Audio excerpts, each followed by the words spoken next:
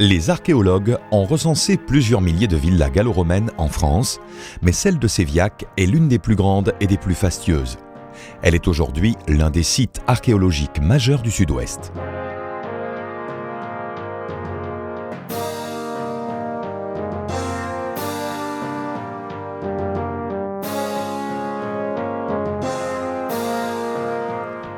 Dans l'Antiquité romaine, le mot latin villa possédait un sens tout à fait différent d'aujourd'hui.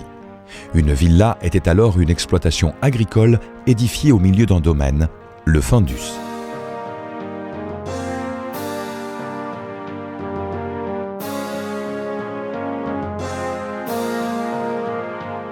Située tout près de la ville de Montréal du Gers, superbe bastide du XIIIe siècle, la villa de Séviac est un chef-d'œuvre de l'architecture rurale antique. Il en émane le souvenir d'un art de vivre où le confort des hommes s'harmonisait avec la nature environnante.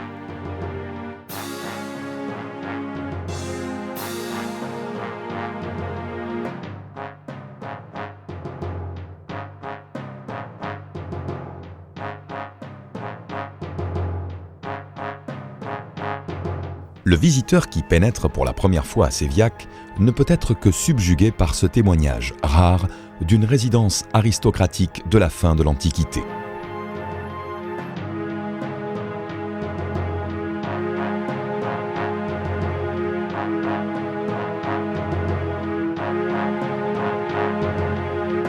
Conquise par César au milieu du 1er siècle avant Jésus-Christ, la Gaule ne fut intégrée pleinement dans la civilisation romaine qu'une centaine d'années plus tard, sous le règne de l'empereur Claude, entre les années 41 et 54 de notre ère.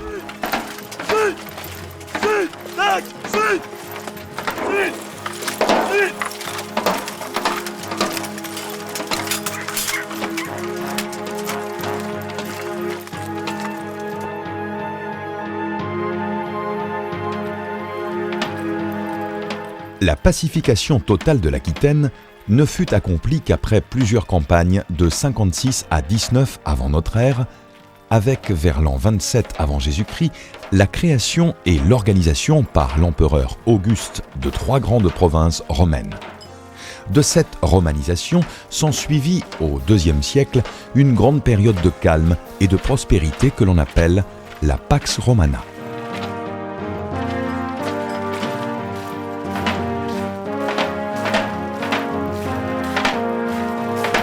Les Romains aménagèrent un réseau de routes impressionnant afin de favoriser les déplacements de leurs troupes, puis des marchandises et des voyageurs. Le long de ces routes se développèrent de grandes cités qui s'embellissaient de monuments publics, tout à la gloire de Rome.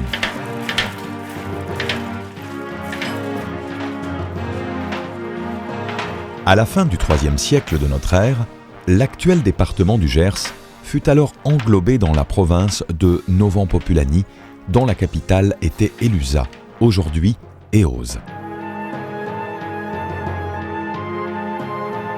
Une route importante traversait cette province et reliait Bordeaux aux Pyrénées. C'était la Ténarèse qui donna plus tard son nom à la région de Montréal du Gers.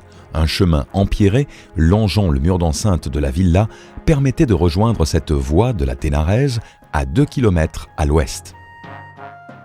Les vestiges et le mobilier archéologique mis au jour sur l'ensemble de la villa témoignent de l'occupation du site sur une très longue période du IIe au 7e siècle de notre ère, changeant d'aspect durant toute cette période, passant de l'exploitation agricole à la villa d'apparat pour finir en une communauté de paysans autour de son église et de son cimetière au 7e.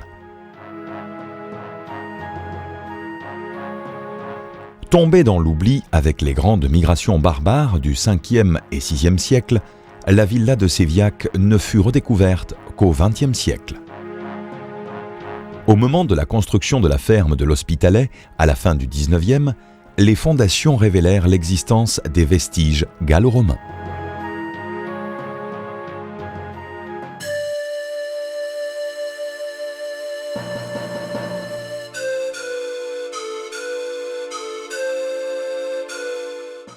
Les premiers sondages furent effectués par l'abbé Monnier, curé de La Barrère, village situé à quelques kilomètres de Montréal du Gers.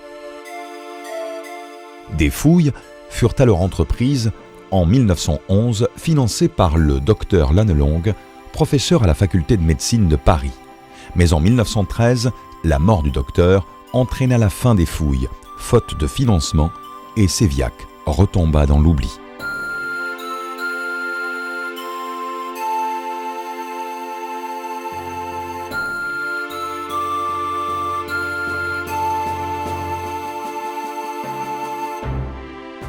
Ce n'est qu'au printemps 1959 qu'une dame qui marchait sur le champ de céréales de l'Hospitalet redécouvrit le site de Séviac. Cette dame s'appelait Paulette Aragon-Launay et sa découverte de Séviac ne fut pas le fruit du hasard. Durant son enfance, son père lui avait souvent parlé des vestiges exceptionnels qu'il avait visités lors des fouilles de 1911 à 1913.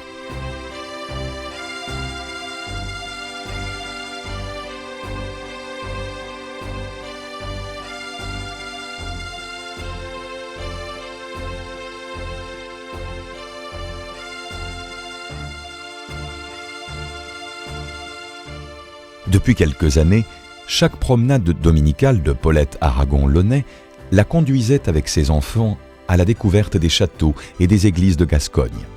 Par ailleurs, Paulette Aragon-Launay était membre de la Société archéologique du Gers et avait déjà publié quelques articles sur la Ténarèze, l'Armagnac et ses peintres. Ayant entendu parler par son père des mosaïques qu'il avait vues lors des fouilles de 1911, Paulette Aragon-Launay était allée à Séviac et avait pu repérer l'emplacement déjà fouillé. Aidée de ses enfants, elle fit, en 1959, des sondages qui remirent au jour quelques mètres carrés de mosaïques déjà inventoriés.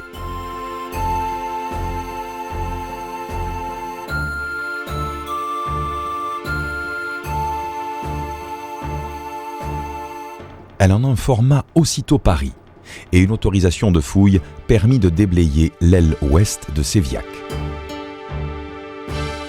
Une longue galerie de 34 mètres donnant accès à une enfilade de vastes pièces fut mise à jour. Le 1er octobre 1966, Paulette Aragon-Launay créa l'Association pour la sauvegarde des monuments et sites de l'Armagnac. Quelques mois plus tard, en juin 1967, la première parcelle du terrain de Séviac était acquise. Les fouilles commencèrent et se succédèrent depuis. Ainsi, tous les étés, depuis 1966 et jusqu'en 1996, la villa gallo-romaine a été fouillée par des bénévoles de toute nationalité.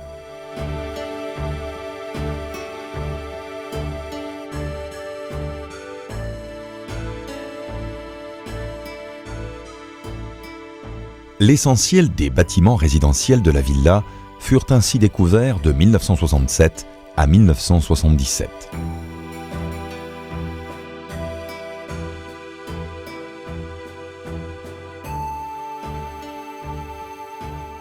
En 1972, la fouille de la cour intérieure était achevée et la cour séparant la pars urbana des thermes était repérée.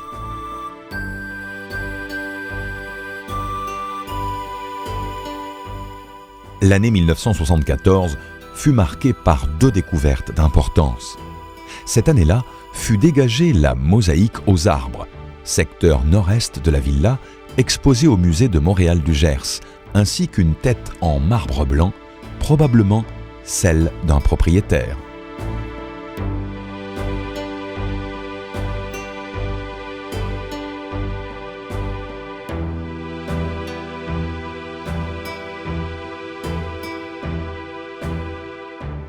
Un véritable trésor de 17 monnaies d'or d'époque mérovingienne fut aussi découvert, prouvant l'occupation tardive de la villa, bien après la fin de l'Empire romain d'Occident.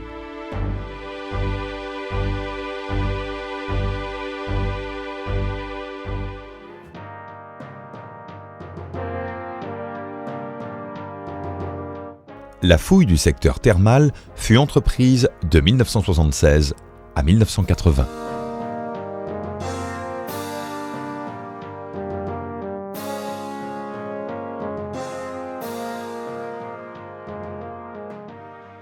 En 1980, l'association acheta la 3e parcelle de terrain, permettant ainsi de fouiller l'aile nord du péristyle et les structures se développant au-delà, datées du Haut Empire, soit du début du IIe siècle de notre ère.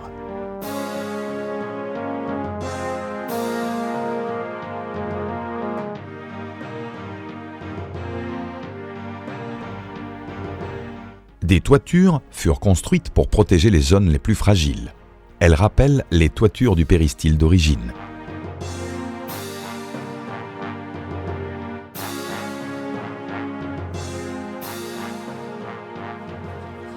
En 2003, l'association faisait don du site à la commune de Montréal-du-Gers, afin d'en assurer l'entretien et la gestion. L'association pour la sauvegarde des monuments et sites de l'Armagnac conserve un rôle d'animation et scientifique. L'école africaine, par exemple, on a des motifs sur nos sols qu'on peut retrouver sur des tapis d'Afrique. Paulette Aragon-Launay décéda en 1992.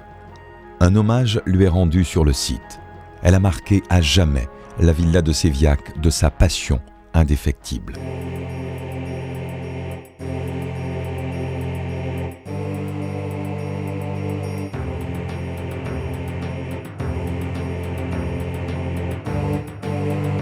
La villa gallo-romaine de Séviac domine un paysage harmonieux et restitue le cadre de vie d'un aristocrate terrien des 4e et 5e siècles de notre ère, qui correspond au bas-empire romain, l'époque où les villas connurent le plus grand luxe.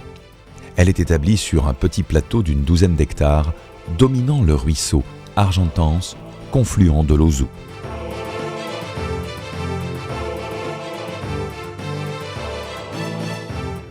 Une villa gallo-romaine se composait de 3 parties. D'un côté, la maison du propriétaire, la pars urbana, et de l'autre, la partie destinée à l'exploitation agricole, la pars rustica ou pars agraria, qui comprenait hangars, ateliers, étables, écuries et bien d'autres bâtiments utilitaires.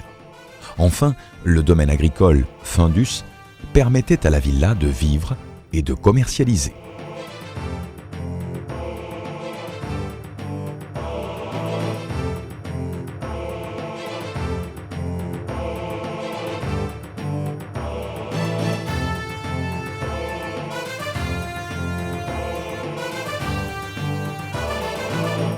Les constructions apparentes à Séviac, ainsi que les mosaïques découvertes, appartiennent à la partie résidentielle de la villa, ou pars urbana du IVe siècle.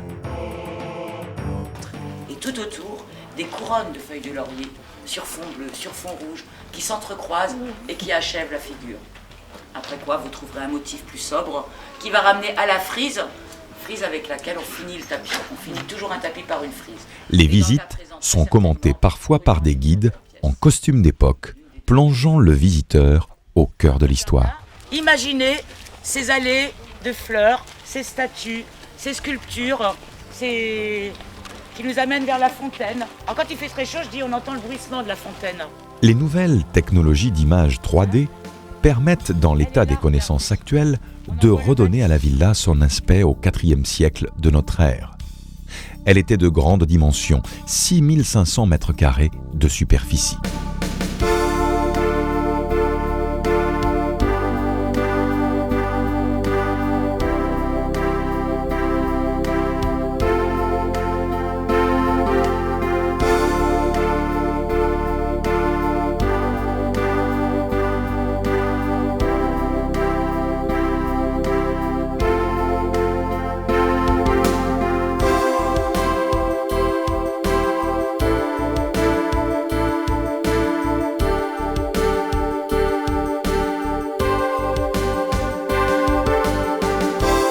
Les Romains n'établissaient pas leur villa au hasard.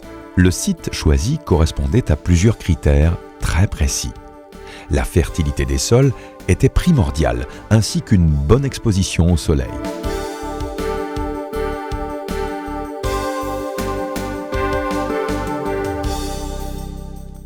Les villas gallo-romaines étaient pour la plupart installées sur des pentes orientées vers le sud ou vers l'est. Elles étaient construites non loin d'une grande voie de communication, route ou cours d'eau, en évitant toutefois une proximité trop immédiate avec une route, pour ne pas être importunés par des brigands, des soldats ou des voyageurs.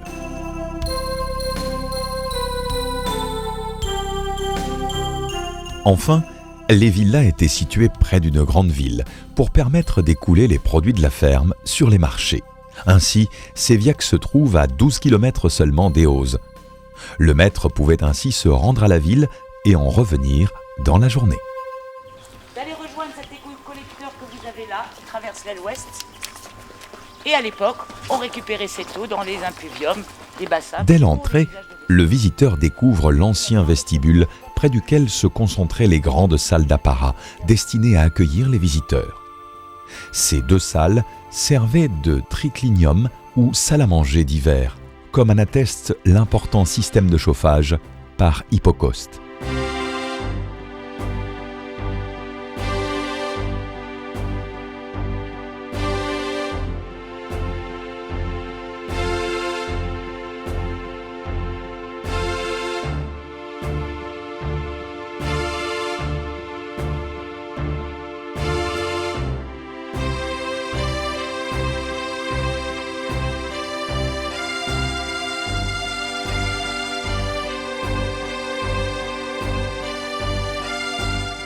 Un foyer alimenté en permanence produisait de l'air chaud qui circulait sous les pièces et dans les murs.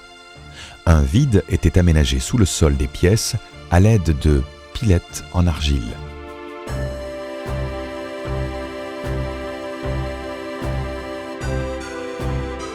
Ces deux salles furent remaniées au Ve siècle pour constituer une grande salle basilicale froide unique pour y accueillir les administrés ou clients du propriétaire.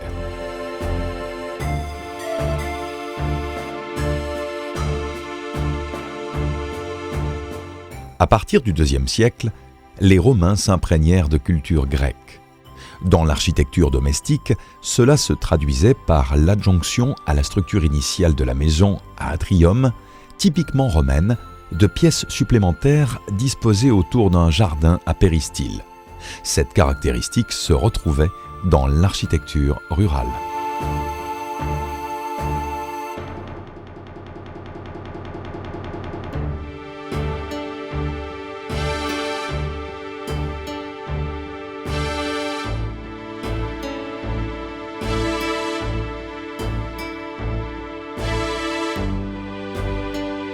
Le péristyle ouvre sur la grande cour intérieure de 30 mètres de côté, bordée par une galerie à colonnes de 4 mètres de large et autour de laquelle s'organise une trentaine de salles aux dimensions variables, certaines chauffées par Hypocaustes.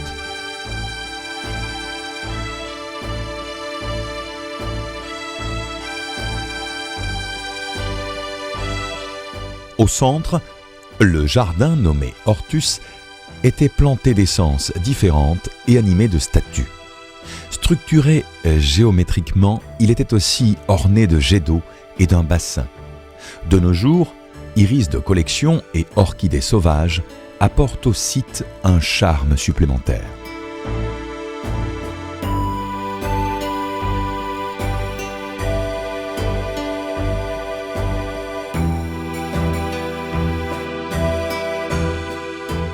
Un caniveau ceinturait la cour afin d'évacuer les eaux pluviales tombant des toitures. Elles étaient déversées dans un grand égout collecteur débouchant dans la vallée.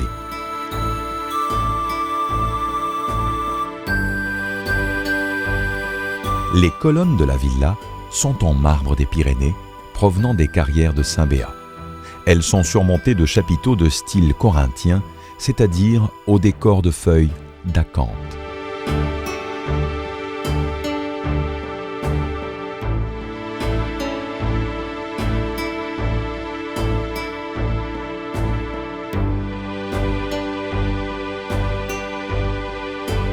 La galerie extérieure sud ouvre sur une deuxième cour intérieure. Cette zone servait de transition entre les pièces d'habitation et les thermes et devait accentuer le côté grandiose et démesuré de cet ensemble thermal de plus de 500 mètres carrés.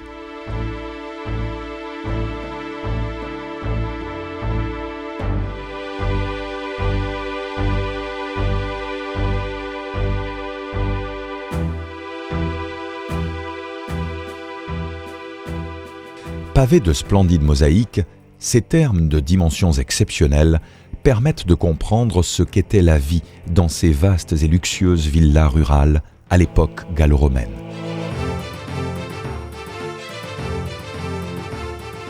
Présents dès le IIe siècle de notre ère, avec la première villa, ils seront l'objet de 6 réaménagements jusqu'au début du Ve siècle où ils atteindront une surface de 520 mètres carrés. Il s'agissait davantage d'un espace de sociabilité que de natation.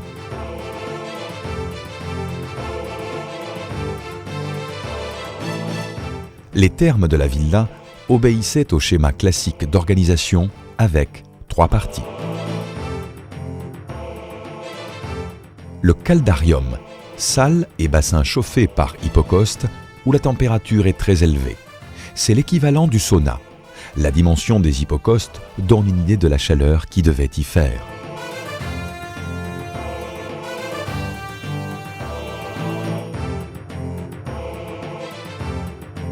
Le tépidarium, salle chauffée par hypocauste où la température est dite tiède.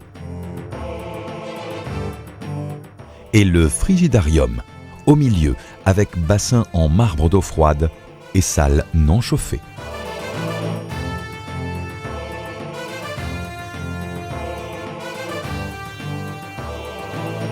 Au dernier état, à l'ouest, les vestiaires, ou apoditérium, s'ouvraient sur les latrines.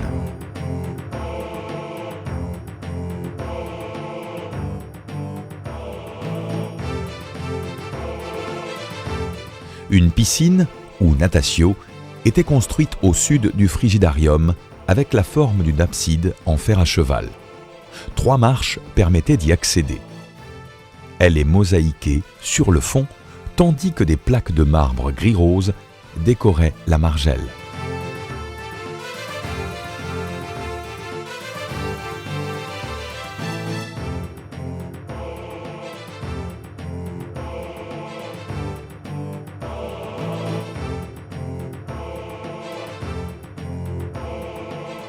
D'importantes quantités d'eau étaient nécessaires, comme en témoigne la taille de la canalisation servant d'égout. L'adduction de l'eau s'opérait par des canalisations d'argile ou des tuyaux en bois.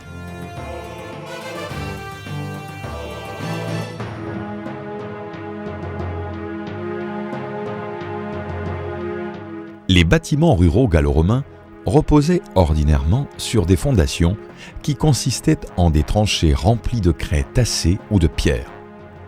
Les murs en pierre étaient constitués de 2 parements entre lesquels était tassé un blocage contenant de l'argile, des rognons de silex, des fragments de terre cuite. L'ensemble était lié à l'aide d'un mortier à base de chaux. Ces murs pouvaient être revêtus de plaques de parements en marbre. Architecture évoluée, comme en témoigne la présence à Sévillac de doubles cloisons et doubles plafonds.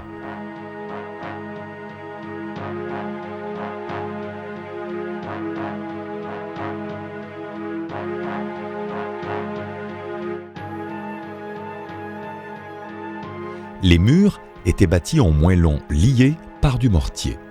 Le toit était recouvert de tuiles plates rectangulaires, les tegulae, maintenues par des couvre-joints demi-cylindriques, les imbrices.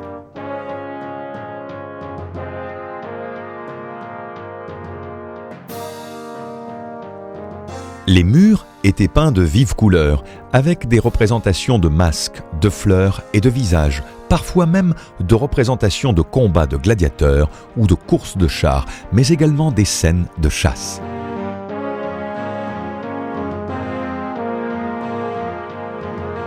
Dans ces décors se retrouve largement la feuille d'acanthe ainsi que la feuille de vigne.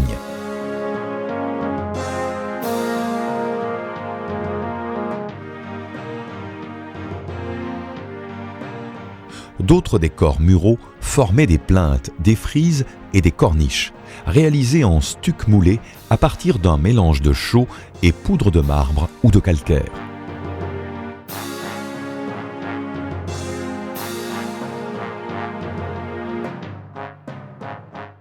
Enfin, la villa était ornée de statues et de bustes en marbre, dont celui d'un propriétaire lui-même, réalisé certainement à Rome.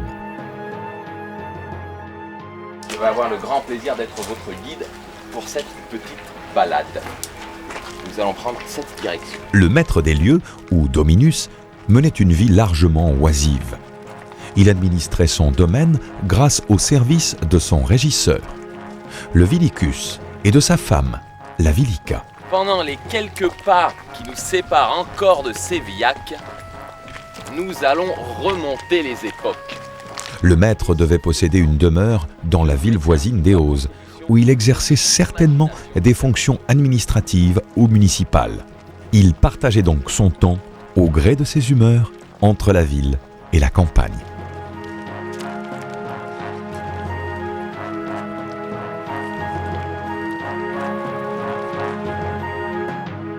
Séjourner dans sa villa de Sévillac lui permettait d'inspecter les travaux agricoles et surtout de chasser. La chasse avait plusieurs fonctions: protéger les cultures, les troupeaux et les basses-cours, et s'approvisionner en peaux et fourrures.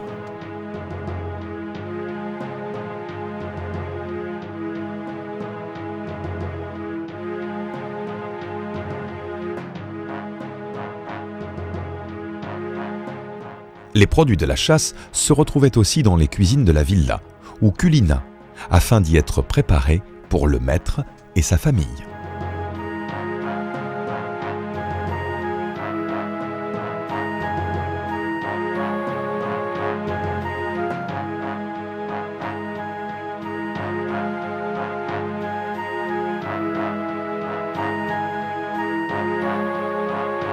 La femme du maître, ou matrona, était entourée d'honneur, en tant que gardienne du foyer et dotée d'un certain pouvoir à l'intérieur de la maison, sur les servantes qu'elle dirige et sur les enfants qu'elle a à la charge d'éduquer et qui conservent pour elle un immense respect.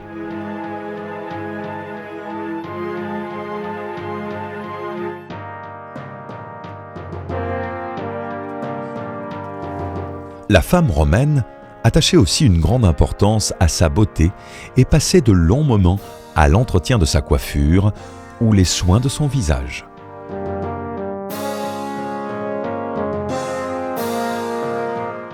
Dés et jetons de jeu sont des éléments retrouvés sur le site.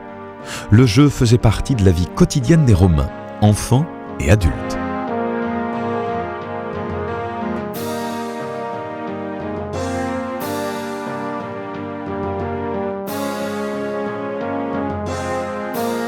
Le domaine produisait aussi son propre vin. La vigne est un thème largement répandu dans la décoration des mosaïques de Sévillac, ce qui démontre l'importance de la vigne dans la production agricole régionale.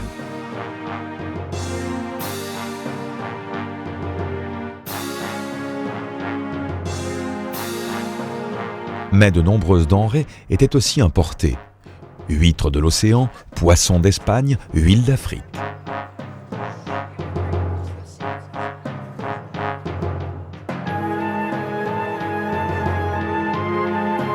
Les repas étaient servis dans de la vaisselle d'argent et des verres précieux. Des ustensiles de cuisine ont été retrouvés à Sévillac et exposés au musée de Montréal du Gers.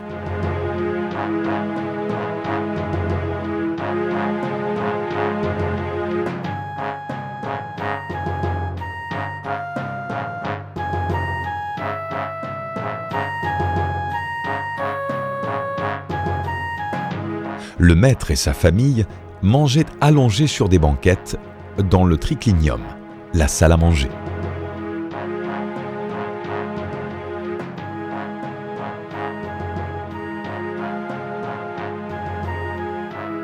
La fonction économique des villas était basée sur la mise en valeur des terres par l'agriculture et l'élevage. L'agriculture joua un rôle important dans la prospérité que connut la région durant le Haut Empire, période durant laquelle la plupart des villas atteignirent leur plus grande extension.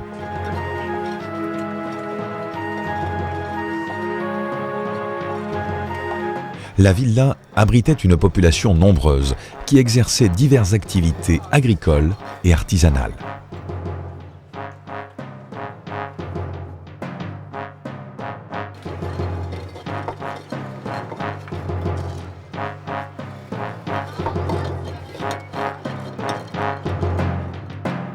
Ainsi s'établissaient des relations complexes entre monde rural et monde urbain.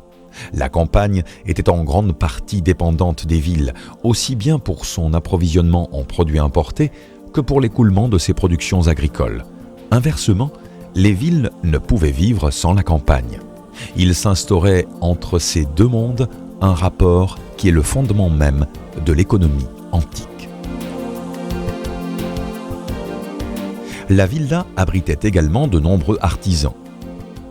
L'archéologie repère souvent sur les sites de villas des bâtiments abritant une forge, des fours ou un atelier de tissage.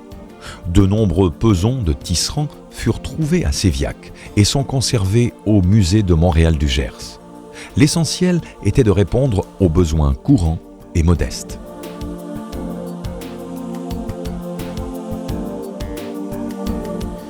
Bien des activités exercées jadis dans le cadre domestique étaient devenues le fait d'artisans spécialisés. Le travail de la terre cuite, par exemple, fournissait l'essentiel des récipients de transport, de stockage, la vaisselle de cuisine et de table, sans oublier les matériaux de construction, tuiles et briques.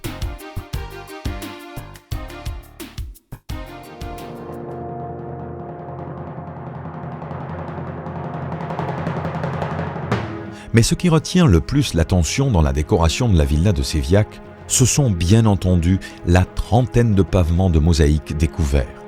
Les 450 mètres carrés de mosaïques, visibles in situ, dans un état de conservation remarquable, ne sont qu'une partie des 1500 mètres carrés existants. Elles datent pour la plupart de la seconde moitié du IVe siècle.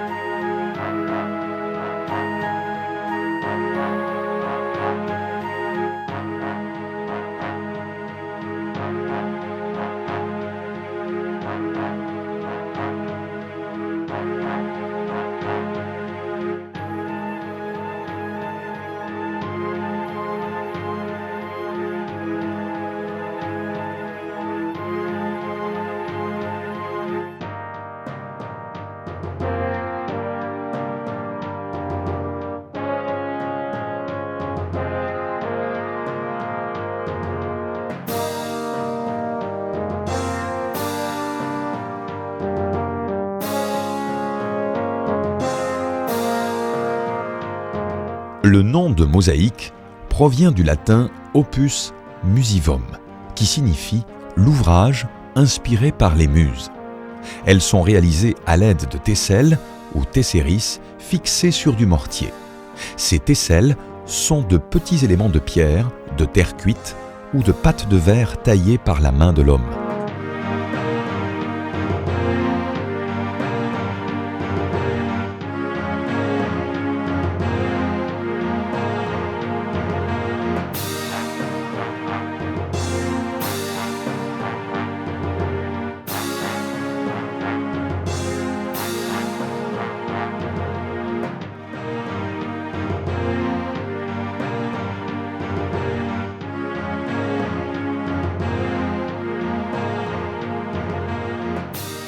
Les mosaïques étaient l'affaire d'ateliers itinérants qui se déplaçaient sur toute la région.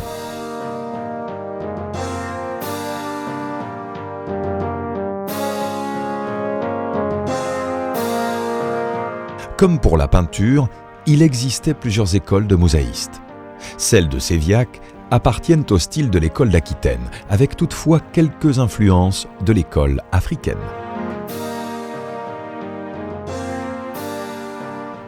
Les motifs créés par les mosaïstes sont à chaque fois différents, mais on retrouve une unité de facture, essentiellement géométrique et florale, où la vigne, les feuilles d'acanthe et les arbres fruitiers occupent une place importante, caractéristique de l'école d'Aquitaine.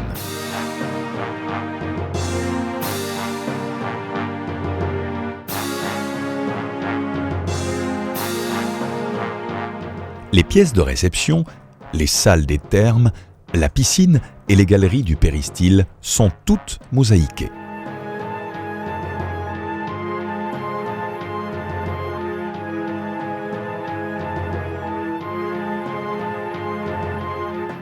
La palette chromatique se compose de 6 teintes: blanc, blanc rosé, bleu noir, ocre jaune, sombre ou clair, gris clair ou blanc bleuté, rouge, vert sombre. Teintes liées aux matériaux utilisés: marbre calcaire, argile, grès.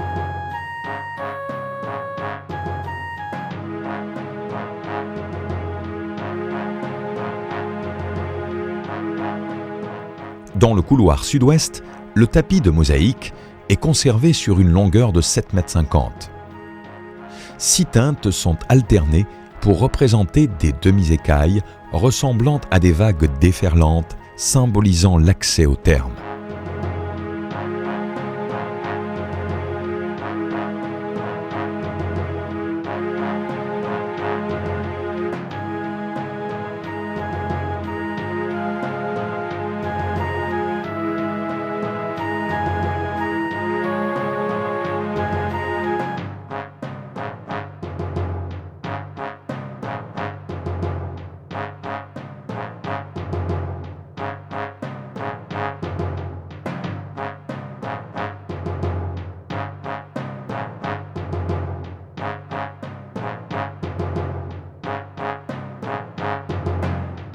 Sur d'autres mosaïques, des éléments floraux apparaissent sur des tapis à dominante géométrique.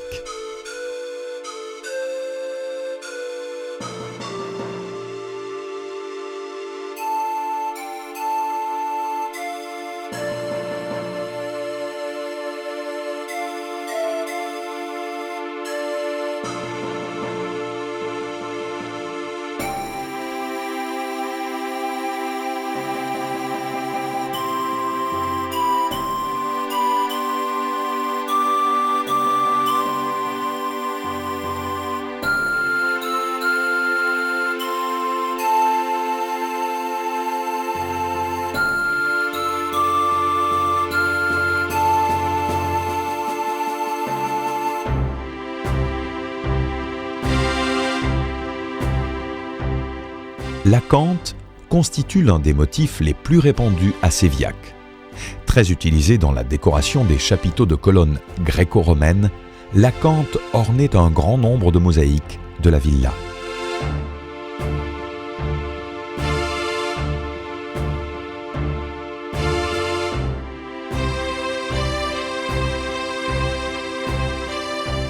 La vigne est un autre élément largement représenté par les mosaïstes aquitains.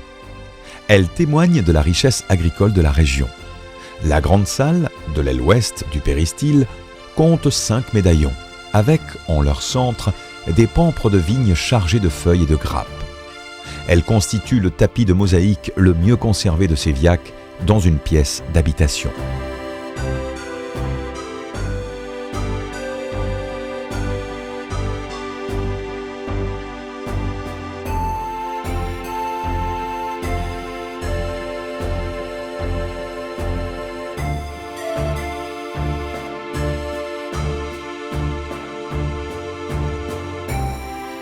Le thème de la vigne se retrouve dans le triclinium, ou salle à manger, dans l'aile est du péristyle, dans une pyramide de lauriers chargée de fruits et de feuilles.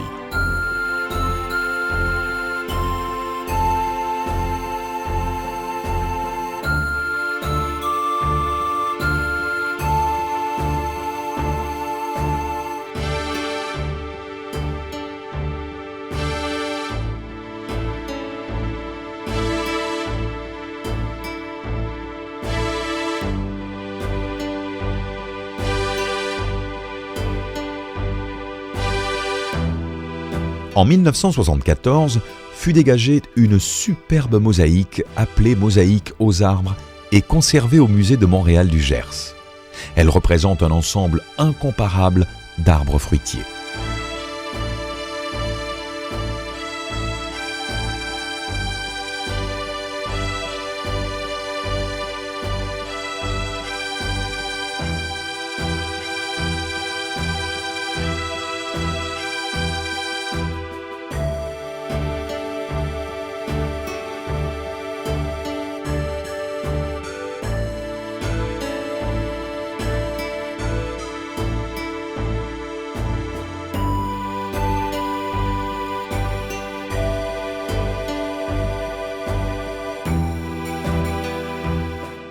À partir du 5e siècle, des peuples d'origine germanique furent installés sur le territoire même de l'Empire romain. En échange de terres, ces barbares servirent dans l'armée romaine.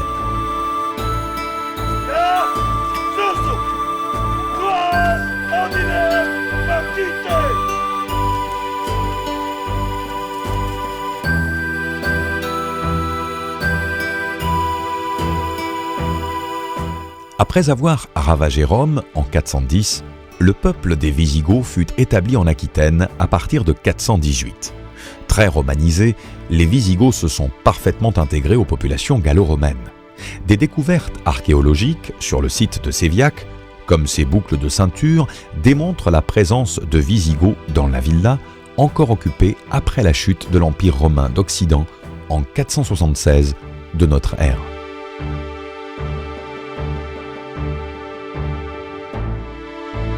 Puis vint l'invasion franque qui écrasa l'armée wisigothe à la bataille de Vouillé en l'an 507. Enfin, au 7e siècle, les Vascons, peuple d'origine ibérique, déferla des Pyrénées.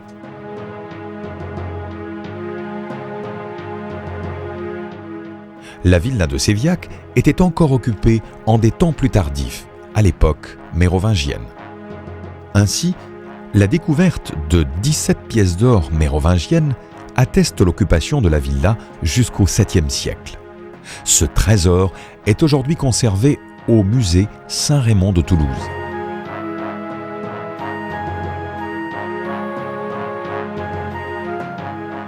Les cours intérieures, les salles et les galeries furent réaménagées, murées.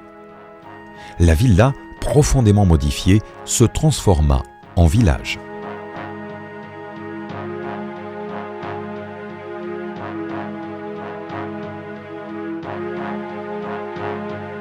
Dans la partie sud-est de la villa, on a pu mettre au jour 2 chapelles d'époque mérovingienne et une vaste nécropole comprenant une centaine de tombes.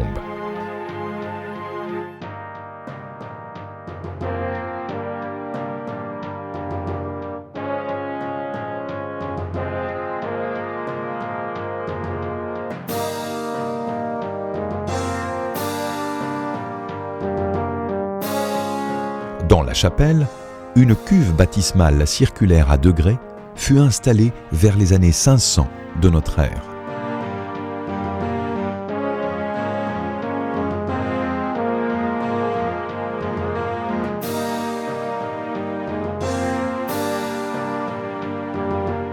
Les thermes furent abandonnés et en partie détruits.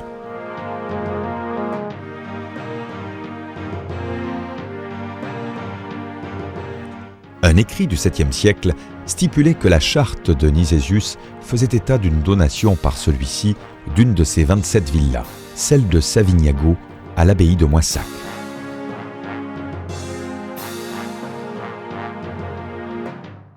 Une occupation a pu exister encore au XIe siècle. Personne ne connaît pourtant la raison exacte de l'abandon du site.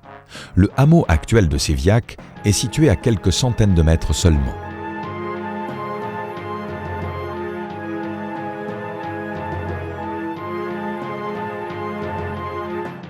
De nombreuses questions restent pour l'instant sans réponse, comme l'identité de l'énigmatique propriétaire de Séviac au IVe siècle.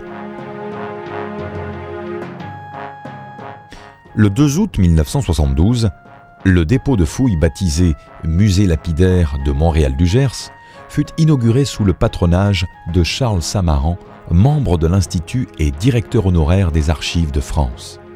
Il s'insère dans le bâtiment de l'Hôtel de Ville, en liaison avec le syndicat d'initiative du canton, et concrétise l'idée de Paulette Aragon-Launay telle qu'elle l'avait exposée en 1970.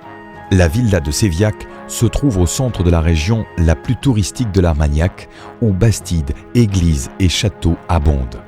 Unique vestige gallo-romain, spectaculaire, elle suscite curiosité et intérêt. Elle est devenue un atout majeur pour le tourisme.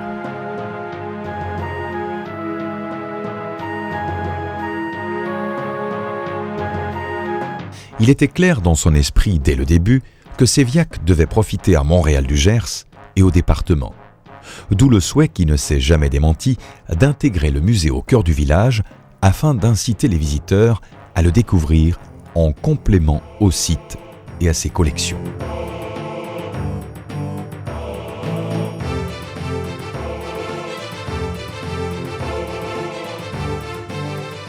Gardé pendant des siècles par les amants de Séviac, célèbre couple de squelettes mérovingiens, la villa de Séviac n'a été redécouverte qu'au XIXe siècle. Il aura fallu de longues années de fouilles, parfois épisodiques, pour qu'enfin elle renaisse et livre au public ses richesses et sa beauté. Elle fait partie aujourd'hui des plus beaux sites archéologiques et touristiques du Gers.